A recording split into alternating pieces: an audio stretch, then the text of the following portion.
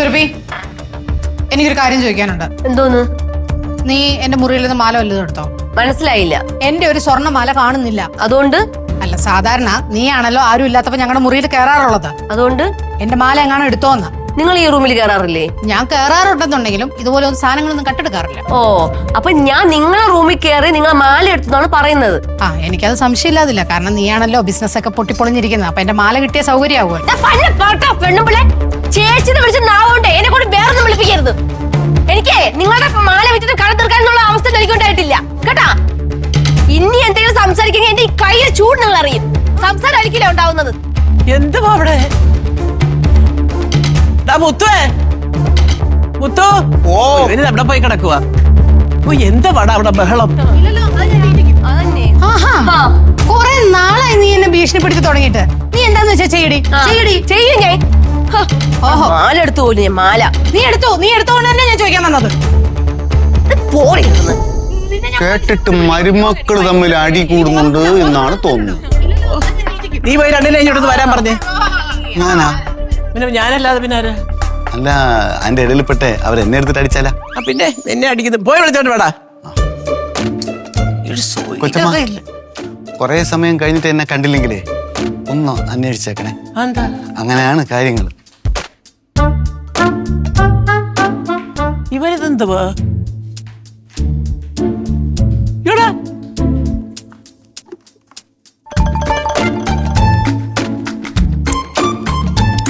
ഇവന് ഭട്ടായോ എന്തോ.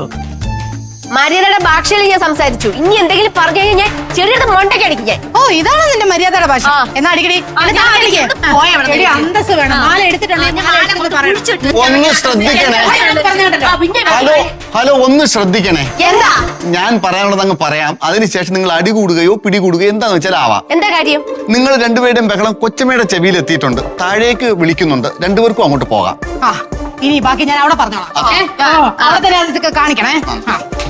മുത്തോളത്തിന് തലയിൽ ഹെൽമെറ്റ് ഒക്കെ ചെയ്യുന്നത്. അപ്പൊ എന്റെ സുരക്ഷ ഞാൻ നോക്കണ്ടേ? എന്തൊക്കെ ചെയ്താലേ മുത്തോളിനെ കിട്ടാതെ എപ്പോഴും കിട്ടിക്കോളും. പോടന്നിട്ട് നിങ്ങളൊക്കെ ഇടയിൽ വന്ന് ചാടിയിട്ട് നിങ്ങളെ എല്ലാം കൂടെ എന്റെ മണ്ട അടിച്ച് കയറാനായിട്ട്. എന്താന്നാലും ഇതും വെച്ചോണ്ട് നടക്കുന്നതാണ് നല്ലത്. അമ്മ, കരയാൻ പറ്റട്ടെ. നിക്കേ, അടുത്ത ആളും കൂടെ വരട്ടെ.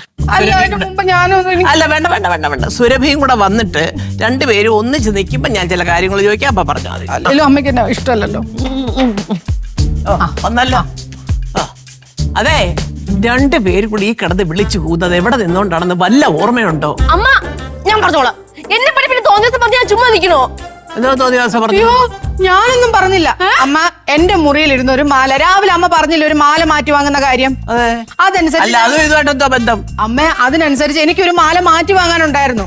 അപ്പൊ ഞാൻ പോയി തപ്പിയപ്പോ എനിക്ക് ആ മാല കാണാനില്ല. ഞാൻ ഇവളുടെ റൂമിലൊന്ന് പോയി വളരെ മാന്യമായിട്ട് ഞാൻ ചോദിച്ചു, സുരഭി മോളെ, നീ എന്റെ മാല കണ്ടോ? അത് അവിടെ ഇരിക്കുന്ന കാണാനില്ല ഇപ്പൊ എന്ന് ചോദിച്ചു. അതിന് ഇവിടെ എന്തൊക്കെയാ എന്നെ കിടന്ന് പറഞ്ഞെന്നറിയോ അമ്മയ്ക്ക്? എന്റെ പൊന്നി, പറഞ്ഞ മൊത്തം പുളുവാണ് പറയുന്നത്. നീ ആ പുളു പറയണേ സംസാരിച്ചത് ഭയങ്കര മോശമാണ് സംസാരിച്ചത്. ഞാൻ എവിടെ ഉണ്ടാകുന്നോണം. ഞാൻ എവിടെ റൂമിൽ കയറി അടിച്ചു മാറ്റുന്ന ഇതിലാണ് സംസാരിച്ചിരിക്കുന്നത്.